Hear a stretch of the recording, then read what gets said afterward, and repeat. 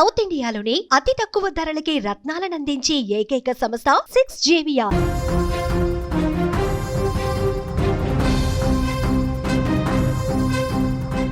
Tibet వైపు నుంచి ఒక్కసారిగా దూసుకొచ్చిన వరద నిమిషాల్లోనే గ్రామాలను ముంచేసింది.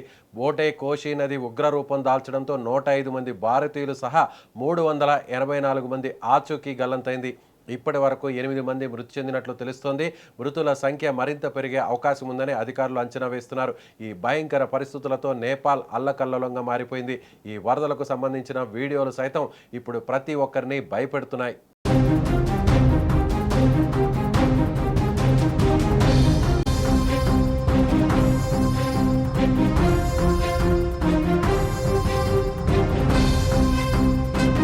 నేపాల్లోని టిబెట్ సరిహద్దుకు సమీపంలోని రసువా జిల్లాలో బోటే కోషి నదిలో ఒక్కసారిగా భారీగా నీటి ప్రవాహం పెరిగింది. దీంతో నదీ పరివాహక ప్రాంతాల్లోని గ్రామాలు, రోడ్లు, వంతెనలు, వాహనాలు వరద ఉధృతికి కొట్టుకుపోయాయి. రుసువాతో పాటు నువాకోట్, దాడింగ్ జిల్లాలపైన తీవ్ర ప్రభావం పడింది. నేపాల్ టూరిజం బోర్డు ప్రాథమిక సమాచారం ప్రకారం 384 మంది ప్రయాణికులు మిస్సింగ్ అయ్యారు. వీరిలో 291 మంది విదేశీయులు కాగా 93 మంది నేపాలీయులు. విదేశీయుల్లో 105 మంది భారతీయులు ఉన్నారు. మరో 37 మంది ఎన్ఆర్ఐలు కూడా గల్లంతైనట్లు తాజా సమాచారం.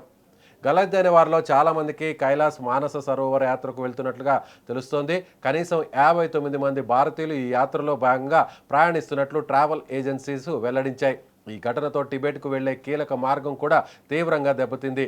రుసువాలోని టిమోరే, శాప్రుబేసి ప్రాంతాల్లో విధ్వంసం భారీగా ఉంది. వాహనాలు, సరుకులు, వంతెనలు నీటి ప్రవాహంలో కొట్టుకుపోయాయి. టిబెట్తో నేపాల్ వాణిజ్యానికి కీలకమైన రసువాగడి బార్డర్ క్రాసింగ్ కూడా దెబ్బతిన్నట్లు సమాచారం.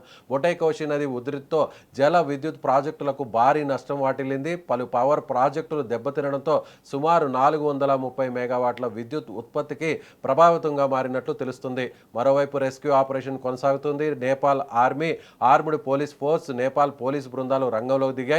హెలికాప్టర్లు, డ్రోన్ల సహాయంతో గల్లంతైన వారి కోసం సెర్చ్ ఆపరేషన్ జరుగుతోంది. అయితే కొన్ని ప్రాంతాల్లో వరద ఉధృతి అధికంగా ఉండడంతో సహాయక చర్యలకు ఆటంకాలు ఎదురవుతున్నాయి. పరిస్థితి నేపాల్ ప్రభుత్వం ఎప్పటికప్పుడు సమీక్షిస్తోంది. ప్రమాద ప్రాంతాల్లో ఉన్న ప్రజలు నదీ తీరాలకు దూరంగా ఉండాలని, సురక్షిత ప్రాంతాలకు తరలి వెళ్లాలని అధికారులు సూచిస్తున్నారు.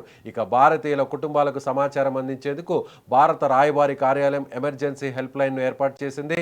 గల్లంతైన వారి వివరాలను సేకరించి వారి ఆచూకీ కోసం సంబంధిత అధికారులతో సమన్వయం చేస్తోంది.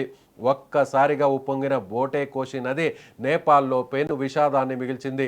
105 మంది భారతీయులు సహా వందలాది మంది ఆచూకీ లేకపోవడంతో ఆందోళన కొనసాగుతోంది. ఇప్పటికే 8 మంది ప్రాణాలు కోల్పోగా మృతుల సంఖ్య మరింత పెరిగే అవకాశం స్పష్టంగా కనిపిస్తోంది.